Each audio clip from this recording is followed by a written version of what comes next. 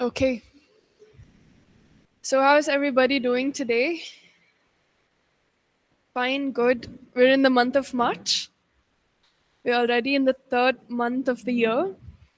So, what are you looking forward to in March? What's on your mind? What are your expectations for this month? Anybody expecting anything? Pardon? You want to march forward. Amazing. That's great. May you march forward with strength and boldness always. What else? Anybody looking forward to anything else? Mangalore trip. Oh, that's fun. When are you all leaving? 29th.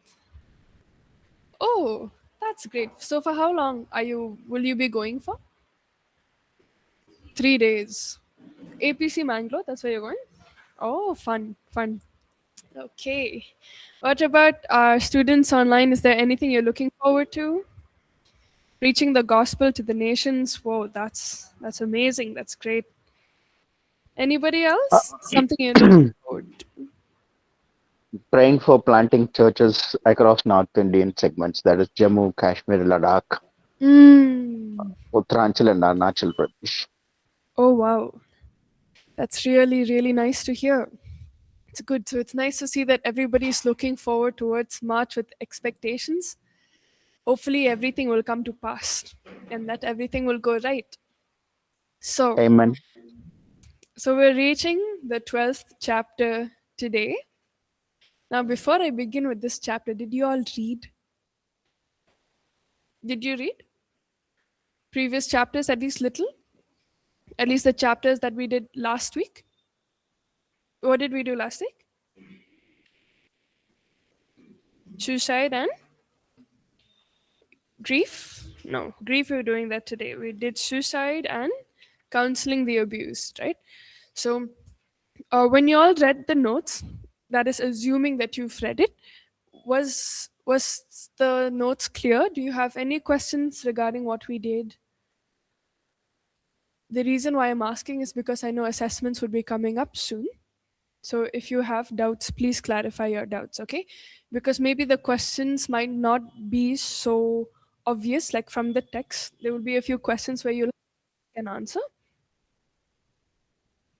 Yes, Renita? Just a question, for the test, are you going to do all this 12 chapters or is it going to be like, few chapters at a time? I'll let you know by next week. I'm yet to decide on that. But I'll give you more clarity about it in the next class. Thank you. Okay, so please read. All right, it'll be very important if you read. And every class, I'll just keep asking you, have you read? Have you read? Because it's really important to read. Okay, so today we're going to do the 12th chapter, which is for grief counseling. And for this, I might be telling you a few things that may not be in your text, especially when I'm explaining the stages of grief. So just be ready to take notes for this one because it'll be important for you to remember a few things when I'll be talking about that. Okay. All right. So, what do you think grief is? What do you think grief could be? What is grief? Sorrow. Sorrow. Okay. Deeply distressed, Distress, deeply distressed. Okay.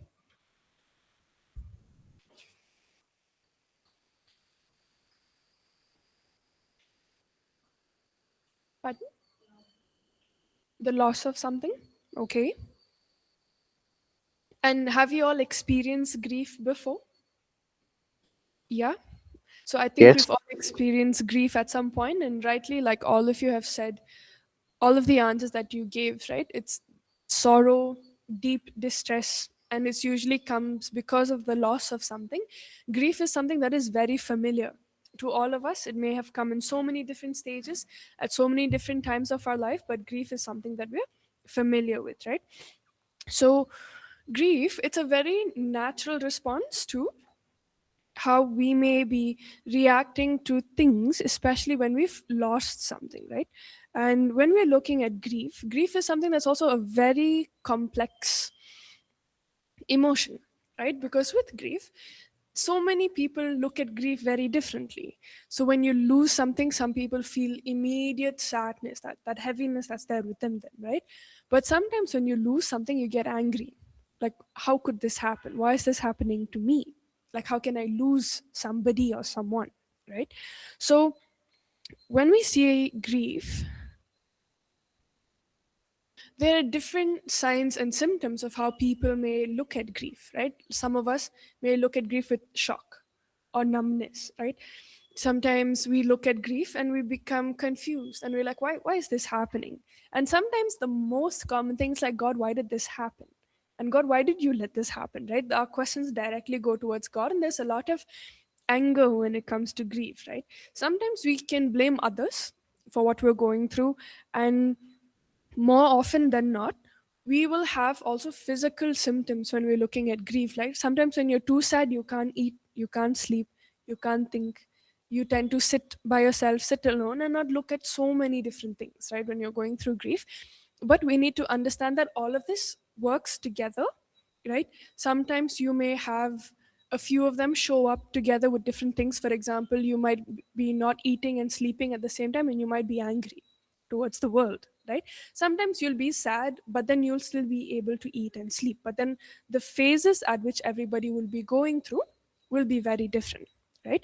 Now, in order to understand grief a little better, now this is where you'll be making notes, okay? Like as I'm talking, we'll be looking at the different stages of grief by Kubler-Ross, right? So these are two people who've done an intense, not an intense, but an extensive research towards grief. And there are 5 stages of grief. Now, they may occur one after the other. Sometimes you may overlap certain stages, or sometimes some stages will come before the other. And sometimes you might just be going through 1 or 2 stages. So it may not necessarily follow this pattern, but usually this is how it goes, right? So the first one is denial. So, what do you think denial could mean? What is denial? Rejected. Rejected, Rejected. right? What else? What does it mean to deny? Refusing that it happened. Refusing that it happened. Yes. So, when you're looking at grief and you deny it, right? Like sometimes, when you get the news that somebody has passed away, you're like, no, that can't be true. Like I just spoke to them yesterday, right?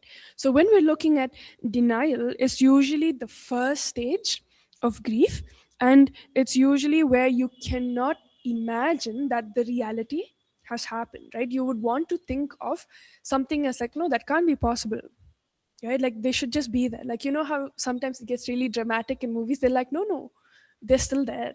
Like, then they would get really angry and may start throwing things around once they see the reality of things, right? But usually in denial, it's usually the first primary defense mechanism that a person would use to try to combat this feeling like, okay, this person is not there anymore, right? So the first stage is denial. Second, when you're looking at anger, this is when the person would get angry because of what has happened, right?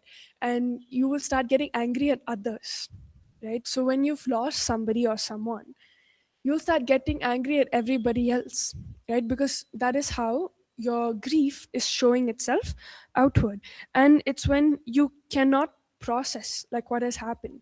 So normally, have you noticed that when we lose somebody and we get angry, it's usually because you might be remembering that person, right? And then maybe you would be having lunch together, maybe you would be having dinner together. Now that person is not there anymore, and maybe you have with somebody else. There's a high chance that when you're still in that process of trying to understand that this person is not there anymore, you might just get angry at this person. They might be having a conversation with you, be like, don't talk to me, I just want to eat by myself, right? So anger normally follows after denial. Next is bargaining. What do you think bargaining could mean when it comes to grief?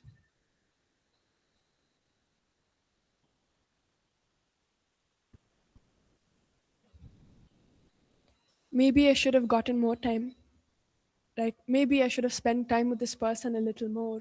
You start negotiating, right? You try to make sense of what's happening. You're like, I wish I could have done this more. I wish I could have gotten more time. Just give that person a little more time with me and I will do what I'm supposed to do. You keep bargaining, even though it's not possible anymore, right? So when you're bargaining, you're basically trying to negotiate with what has happened, and you're just like, no, I need more time, I could have done more, I'll do more, right? There are many things. Have you seen in, I'll just keep using examples of movies, when they see somebody is dead, they're in the hospital, they're like, no, no, wake up, I will spend more time with you, I will go on that trip with you, I will do so many things with you, right? So that's when you've reached a stage of bargaining, where now you're trying to negotiate with death, even though that's not possible, but to give you more time and to get there, right? Now, the next stage is depression. Depression now is when you're feeling that deep sadness and emptiness because, okay, you've accepted the reality and this is what it is, right? You've lost somebody and this is how it's going to be now. So you're trying to deal with the emptiness that's there inside and the sadness that you're carrying. So when a person reaches this stage, you know that the person has reached a place where they've accepted that, okay, this person is not there anymore and they're trying to navigate, okay, what am I supposed to do, right? The first thing is seeing them acknowledging the fact that, yeah, I'm really sad that the person is not there anymore, and they're allowing themselves to experience that sadness, right? Because the more you keep pushing it around, you'll be moving in those previous three stages. You'll either be denying it, you'll be in so much anger, or you'll be bargaining, right? It's going to revolve around those stages. Now, sometimes they can overlap, right? You might be realizing that, okay, this person is not there anymore, but you could also be like, I wish I still had more time, right? You acknowledge that, okay, this person is not there, but in your mind, or when you talk to people, you would be saying, I wish I had more time, I wish I spent more time, I wish I'd called more, right? And after that, acceptance comes through, right? Where you understand that, okay, this person is not there anymore.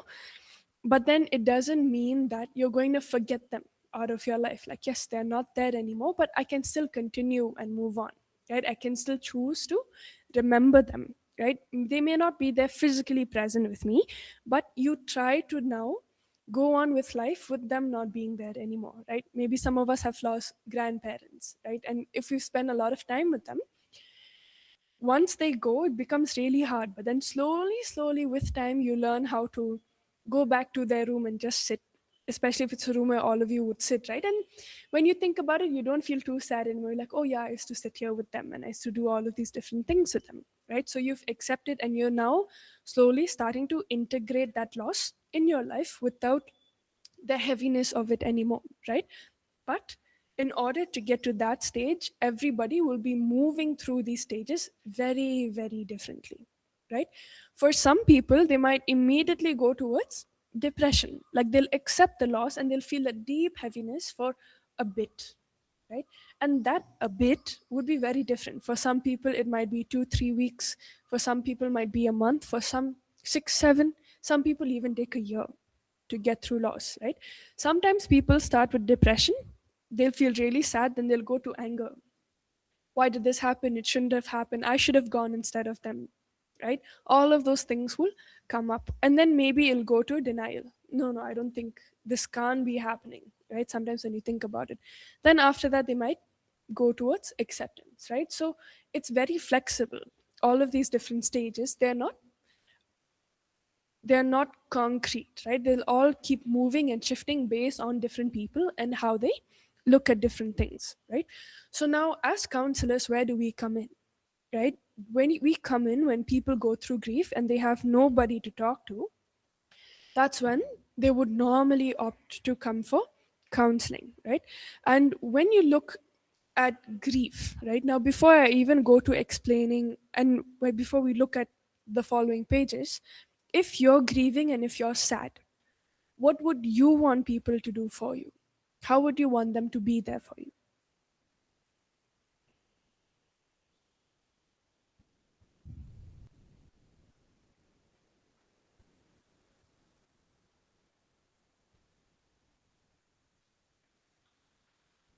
Think.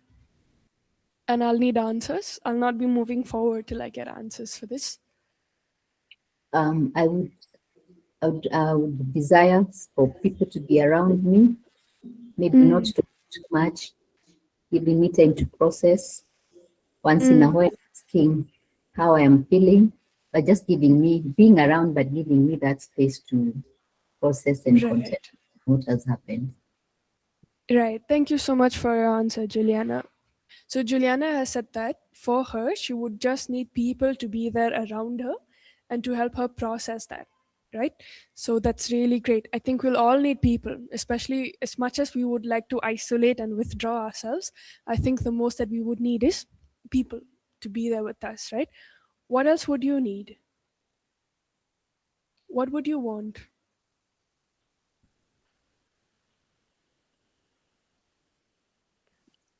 I think for would me, yes, please. I would want help with like house chores maybe, or like the children. Okay. All right. Thank you so much. Was somebody else also speaking? Yeah, it is me, Samuel.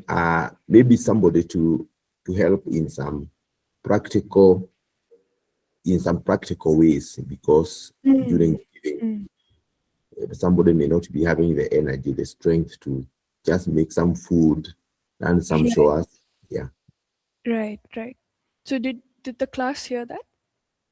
So Samuel was saying he would like somebody to be there to help him with practical things because they may not have the energy to do that. For example, just giving food and taking care of the house. And I think this was something that I was going to say too. Usually when you're in grief, you tend to forget to eat and do many things, right? So just somebody being there to be like, hey, go have lunch. It's time to eat, right? It really helps. So when we're looking at Jesus also, the example that's given in the book is when Lazarus was not there anymore, right? So we see that this example is, we'll keep using this example as we're continuing because Jesus, the way Jesus modeled grief, sometimes as Christians, we tend to not look at it anymore, right? And when we get into it further, we'll be talking about that a little more. And please talk along with me during this conversation when we're talking about this grief because it'll be important for us to discuss a few things, right? So when we're looking at grief and Jesus being the one who's grieving, what did Jesus do? When he met Lazarus' sisters, what did he do? He cried, he embraced them, he understood that they were going through pain. They've just lost their brother, right? And losing somebody who's that close with you, living for very long, it's heavy, right? Like you're losing somebody who's always there. And for him, being the son of God, he knows that it's possible. I think he knew that he'll be like, okay, Lazarus come out and Lazarus would be back. But then he understood the human need and that feeling of heaviness that you get when you lose somebody. And what did Jesus do? He was right there with them, not telling them it will be better, I will call him out, he will be back with you again. He didn't do any of that. He was just present with them at that very moment in the point of grief. Like he wept with them, he embraced them, and he just journeyed with them during that duration till before he called Lazarus out. So, what are we supposed to do then? We do exactly the same thing, right? Now, maybe for us, when we're talking to people, what we would want to do is tell them to help them get out of it like quickly, right? Like, be like, it's okay, it's fine, like, it'll be okay, right? Maybe in your head you know that they'll eventually reach there, but then for people it's very important for them to learn how to let go and process that emotion well so that they reach acceptance, right? Because sometimes if you keep pushing things to the side, we are suppressing everything. And what happens when we suppress, it becomes like a soda bottle. The more you suppress, the more you're shaking it. Eventually somebody will come, tip the top off, and then a mess everywhere, right? So, like some of us have also mentioned, they just need our presence to be there, right? So, if you're looking at your book, there's a lot of different examples as to what comfort could mean, and we've looked at 1 Thessalonians for that. So, it translates into encourage, it also looks at presence, right? So, sometimes when we are suffering, we just need people to be there. Maybe we don't even want people to tell us what to do. Sometimes we just want comfort. And I'm not even thinking about like big grief of like loss. Like sometimes when we're sad, right? Sometimes accidents happen, sometimes we lose money, sometimes you fall sick. Falling sick also makes us sad sometimes, right? What do we need? We don't need people to come and tell us, no, it's okay, you'll be better in like 2 3 days, like that's fine. Like how is that going to help me? Like I'm in pain, right? Sometimes I just need somebody to be there and sit with me. Like they may not even want to have anything to do with me, they may not even talk, right? But they can just sit there. Maybe if I'm watching a movie to let the time pass by, they like their presence is enough, right? And maybe once in a while they'll be like, hey, do you want to, should I go get popcorn or something, should I just go get water, right? Don't undermine your presence in somebody's life when you're going through grief, right? Sometimes just your presence there is enough, right? The next thing is accepting the reality of what has happened and how sensitive it could be to that person, right? So when somebody has lost something and they use a bunch of statements like, I can't do this anymore, like, I don't think I want to do this, and like it's really hard, right? Maybe in your head you could tell them, hey, this is not the end of the road, like there's still so much ahead for you. But at that time, saying that to that person, they'll start retracting. They'll be like, this person is not understanding that I'm going through pain. They're just trying to make things better because things are good for them. Very easy concept that they may have in their heads, right? So the best thing that we can do as counselors is accept the reality of their feelings, right? If they've come to you and they've told you like, okay, I've lost my friend, I've lost my mom, I've lost my job, I've lost my pet, accept it. Like, yeah, it's hard, it's painful, right? Now as we're going, we're looking at two different contexts of as a counselor and as a Christian, but right now we're mainly focusing on as a counselor, right? Understand that their pain is real, right? And I think as humans we'll all understand that because we've all experienced loss at some point. Just allow them to talk through their feelings. Maybe it could happen that in that one session you're not doing anything from your end, they're just talking and sharing about the times that they've had with this person, the things that they would do, or what happened during the death, right? And if it's a person, they may be talking about the funeral, what has happened there. If they're talking about the loss of their job, they could be telling, yeah, I was called into the room and this is what my manager told me and this is what he said, but now I don't know, what am I supposed to do? I still have to feed my family, I have to find a new place, I can't live there anymore. So a lot of questions, a lot of pain, they may have a lot of confusions, right? That will come. And if the people coming to you are Christians, they'll be like, why did God allow this pain to happen? Like he shouldn't allow this pain to be there. Like I pray every day. Why am I having this pain? Now that is the question most of them will ask. Now we'll come to how we would answer that, right? But we'll just go through the third point before we get to that question.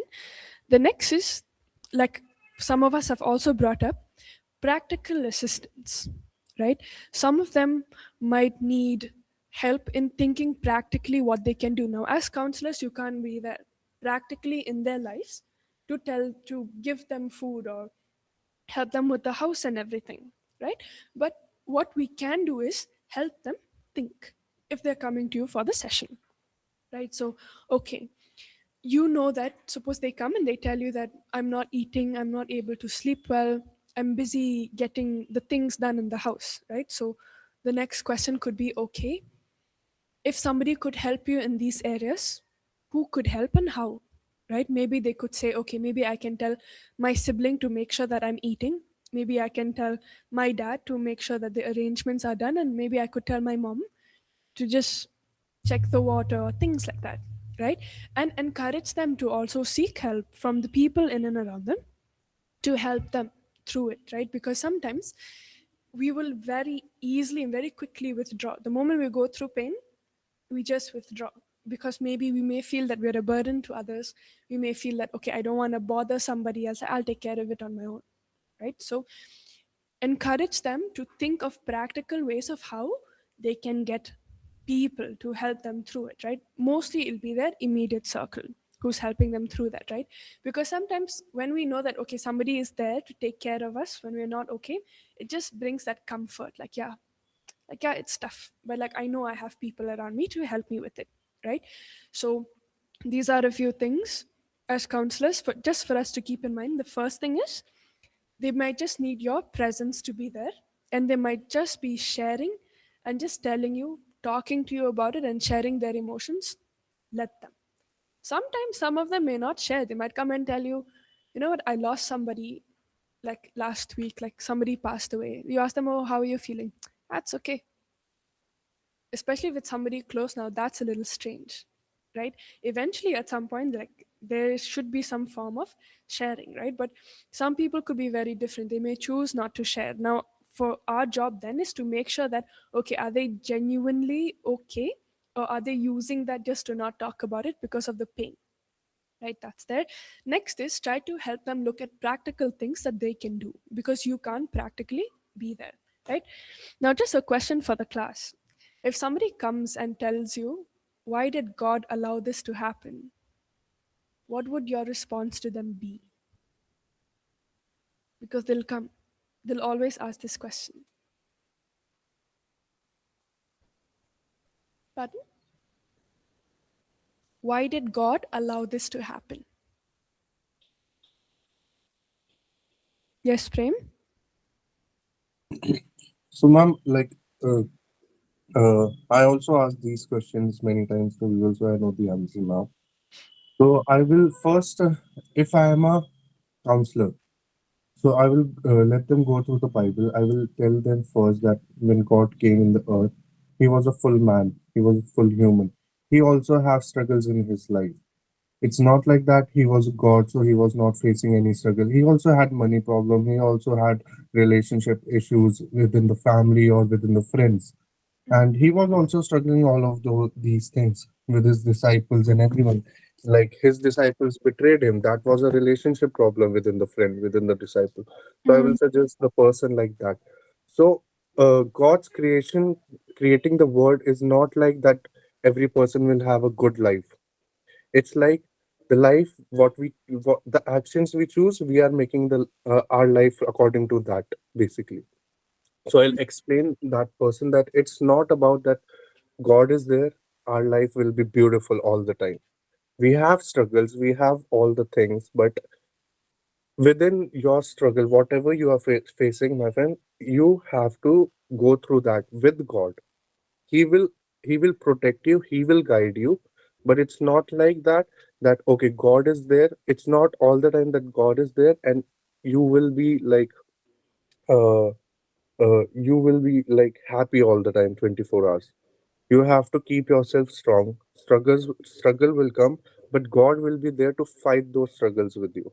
So I will explain like that practically and through biblical. So he will understand that okay, God also was a human. He also struggled all of these things, temptations, bondages, and all of those things. So I also can do it, basically. Okay. Thank you, Prem. I'll just highlight a few key things that Prem has said, which I think could be helpful for us. Like the first thing is understanding that when we are going through life, we will be struggling. But the promise that God has given us is that you will be struggling, but you'll not be going through it alone, right? And another thing that he said was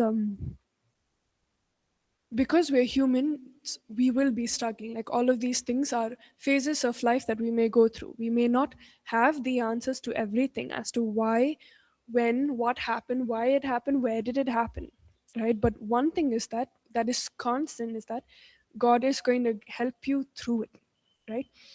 And he will be there to guide you through it. It's not that he's not understanding your pain. And he beautifully used the example of Jesus, right? Like Jesus himself was going through all of the different pains. Like as a human, he went through so much. He went through betrayal, he went through grief, he went through the loss of his friend. So he did experience, and knowing that God himself understands what you're going through, he will ultimately help you and guide you through that, right? But understand that bringing this into the picture, very delicate, right? If you tell somebody the first time they come to you, like, I don't know like what's happening and I'm feeling a lot of pain, like I'm really sad right now, they're like, and you just tell them, I'll pray for you, it's okay, it'll be all right. It's not going to work with somebody who's grieving, right? Maybe you could tell them a little later, but if that is your first response to them, there's a high chance that they will shut off, even though like we know that yes, like God will be there, right? But but just think about it. If you're coming and telling me that, I'm feeling really sad today, and you're like, I'll pray for you. How would you feel? Just tell me, how would you feel?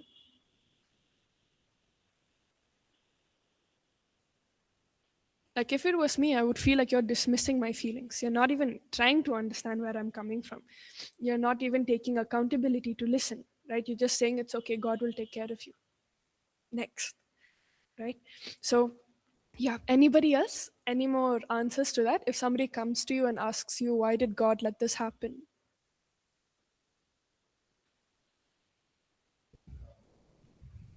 Can you use the microphone?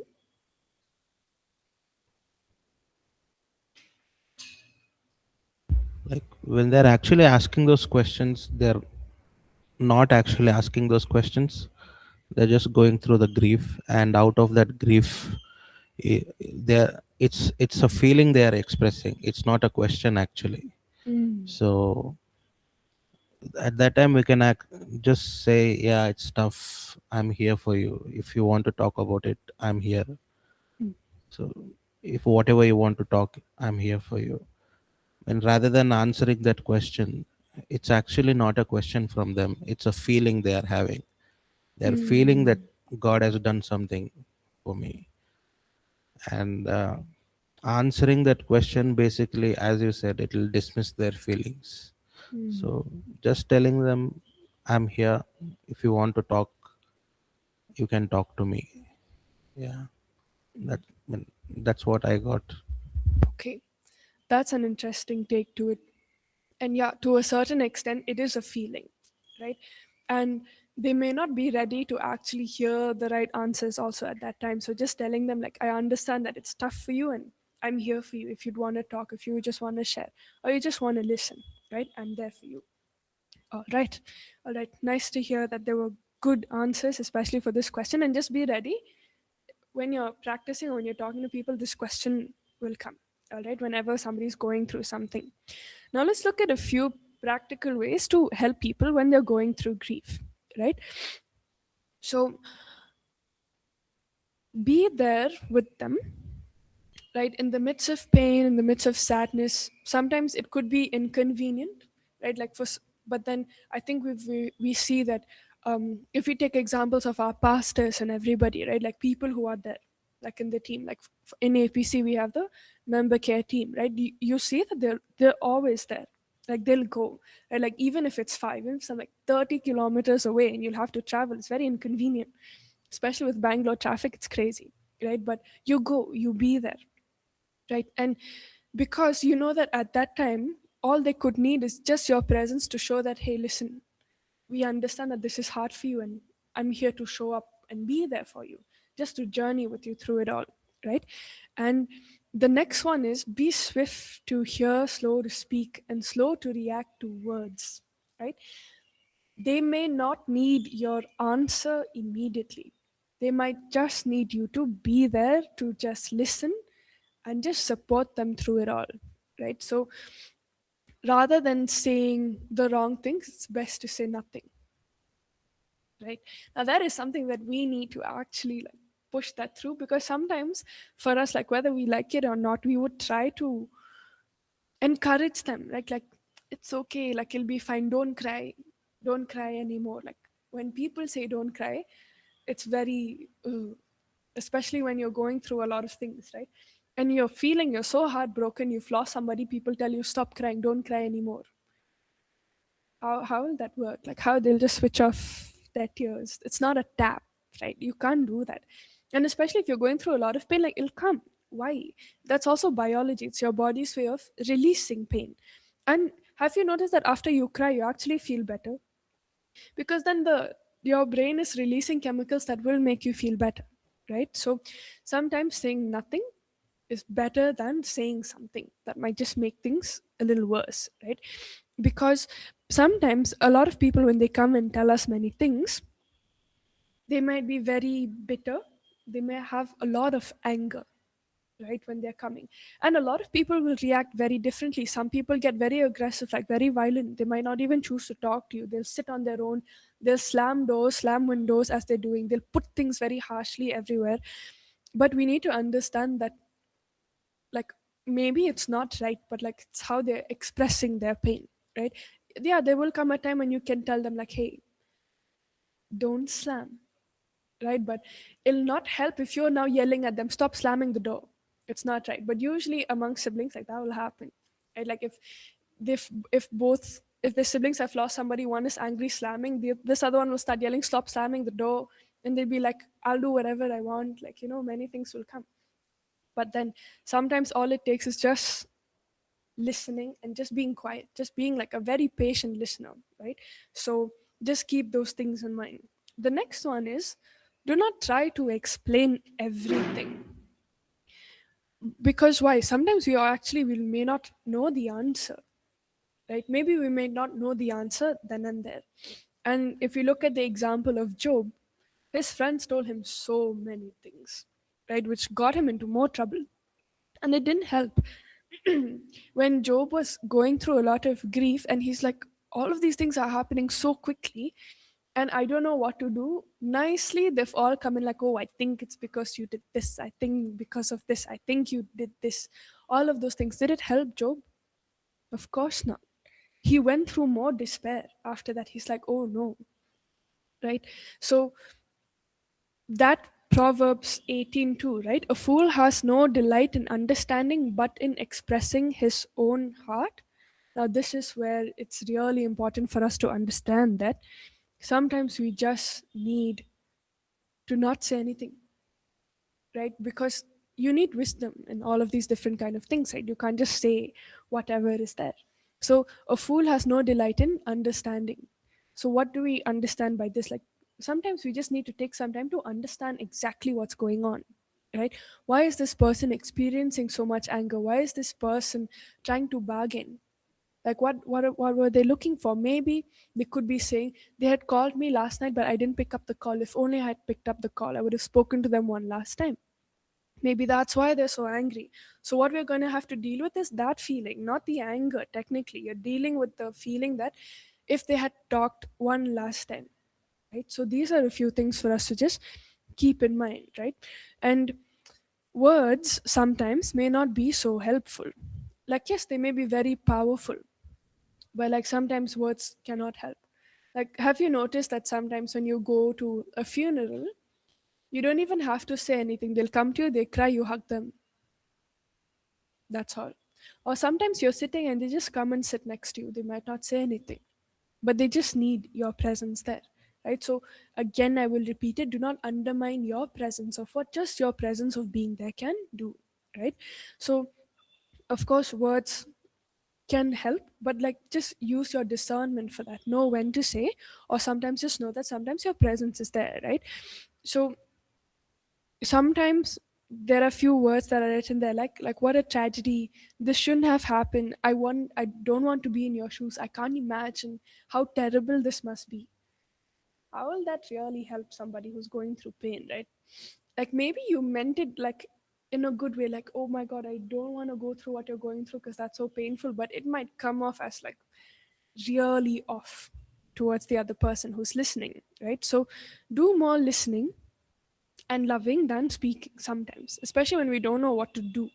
Now, for us as counselors, you might think that, okay, the moment they come and say, we need to give them an answer immediately. Sometimes you'll not have the answer. Why? Because we are also humans, right? Like, our lives are also like not proper. Like, we are not robots with like our heads being okay. Just because we are counselors, we're also fine. Sometimes you'll not have the answer, right? Or sometimes you'll not know what to do. So it's okay to not know, right? And remember to not be judgmental of whatever they're going through, right? Sometimes maybe the pain that they're going through, for you it's nothing.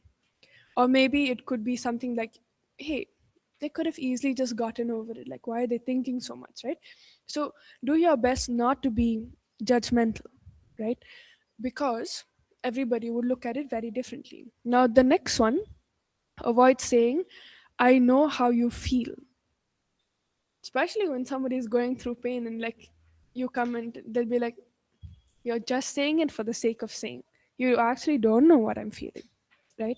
So another statement for that could be, I can't imagine what you must be going through, especially if you don't know. That's the best statement to use. I cannot imagine how hard this must be for you.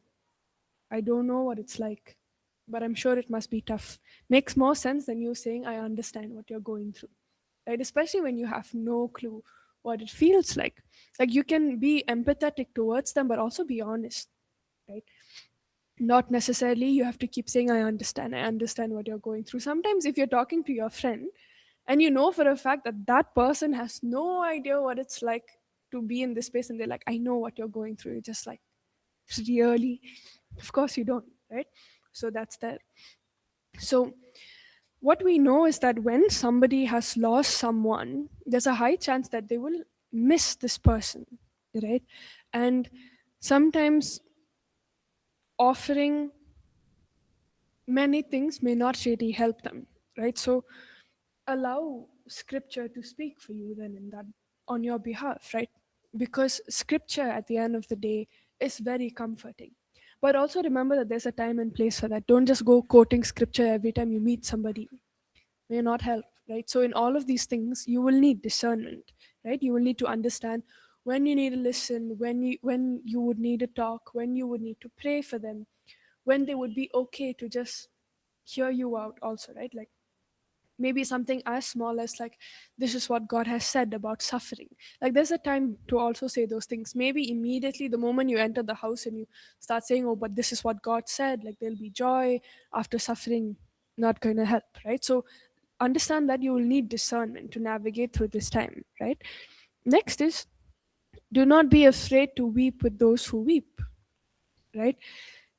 The next sentence is really nice. It says, rushing a grieving person to get better, it's trying to send somebody home from the hospital while they're still on life support, right? So you can't rush grief, right? Now, grief is something that will take its time, and it'll be very different for different people. Like, sometimes within a month you might be fine, 2-3 months nothing will come up, then fourth month immediate everything starts coming back. Maybe it could be their birthday, maybe it's you've gone to a place where you would go together, everything might just come flooding in back again, right? So grief is not linear.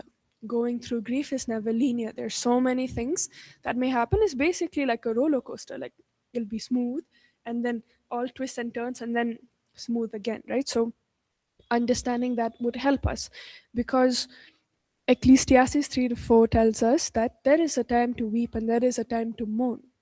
So it's okay to allow the person to weep and to mourn. You don't have to force them to get better. Why? Because God also understands. Jesus took his own time to weep. Like Lazarus, he cried with Mary and Martha. Why? Because he felt the pain. Even though he knew he was going to resurrect Lazarus immediately, but he felt the pain, the loss of his friend. So he cried. Right now, if out of all people Jesus can cry, you can also cry. Right? Like, sometimes a lot of people generally they tell men, don't cry, men don't cry. Who's a better example of a man than Jesus, right? If Jesus could cry, you can cry too. Right? So it's okay to allow people to weep, it's okay to mourn, right? And remember that it is something that is not linear, so it wouldn't be right for us to say, why aren't you over it yet? Like, it happened like 3-4 months ago. It's time for you to get over it and move on, right? Maybe not the best thing to say, right? Because there will be some times where people would genuinely take time, and like I said, everybody will look at grief very differently. Some might take days, some takes weeks, some takes years.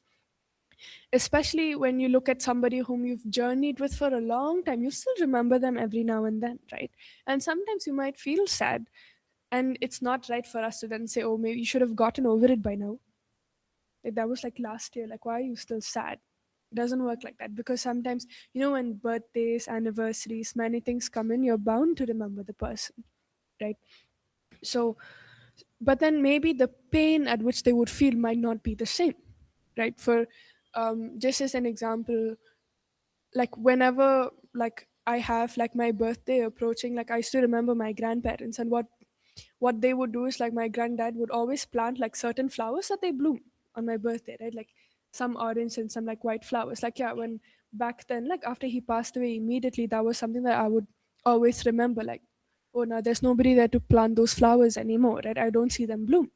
But then as you grow older, now those days just become fond memories. Now the way grief has taken place is very different. Now I don't see it as something that's painful, but it's more like a happy memory, right? So it will take time sometimes for people to have that shift in perspective, right? Like sometimes that could have been a very painful memory as a remembrance, could sometimes then turn into something that's more hopeful, like a happy memory, like, oh yeah, this used to happen before, right? So just journey, and you'll have to check how a person will go. There's no like theory when it comes to this, right? Like it'll never be something that is set in stone, and we're journeying through this, right?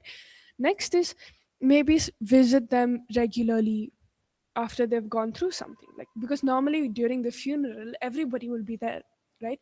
For 3-4 days it'll be packed, and then after 2 weeks nobody shows up anymore, right? And that's when it'll hit hardest, because during the funeral, like, to be very honest, all of us are thinking, okay, this has to be done, that has to be done, people have to come and all of that, right? Usually it's those 2 weeks, 3 weeks after things are gone, that's when things really hit, right? You remember things, they would remember, they would be like, oh, by this time they would have food, by this time they would be coming back home, many things, right? So if it's within your capacity, please do feel free to talk to them and, be there with them during that time.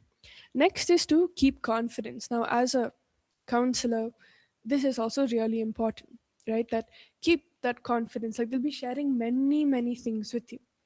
Now, it's not for us then to share that story with other people, even though you might know within their circle, right? But keep that confidence. Now, when normally we're like in a space of ministry, you might be in a space to be able to exercise all of these things, right? Visit them, talk to them, and do many other things. But sometimes if you're in a professional setting, you may not be able to exercise all of these things, right? Like, you know how we were talking earlier about, like, when your client comes to you and they cry and you start crying and the client's like, what, right? So understand that depending on which area you're in, you might be able to do more things, and in a more professional setting maybe not, right? Like if it's like a one-on-one counseling session, like a proper counseling session, it might be hard to actually be able to exercise a few of these things. But from the point of view of like being a minister, like being in ministry, it'll actually be much easier to move and navigate through these things. Why? Because you'll be there in the house, you'll be there to help them, pray with them, be with them, right? So just a few things for us to keep in mind, the difference between the settings of where you would be also. Okay, so any questions with regards to grief, or would anybody just like to share, or did this class just bring up some memories for you? It did. Okay, so just to take a think, so can you all just like sit relaxed, just sit relaxed, just breathe a little, because these, like, I understand that from the last class, things that we've been touching upon is heavy. So even if the ones online, if us talking about grief must have brought up something, please take some time. If you need to have some water, take a walk, just go get some air, come back. If it's bringing up a few things, and if it's on your mind, just if you need to talk to somebody, just feel free to reach out. You can always take that. But okay, all right. So before we close for this class, any questions with regards to grief? Or if this class has brought up like some memory, if it's brought up something, just feel free to talk to me too, or talk to your friends if you not want to talk to me, but please share. Don't try to keep it within you. If you're comfortable, don't go through it alone. Now, this is something very important for us also. Like, even if you're in a space of helping people, remember that sometimes you'll also need help. Like, it's okay to talk with others and be there with them. Okay, just let me stop. I'll just stop sharing my screen. Okay, so I'll meet you in the next hour again, class. Thank you so much for joining in for the first hour, and I'll see you for the second one. And when we go through the second class, we'll be having drills, so just be ready for that too. Okay? Thank you, ma'am. All right, thank you.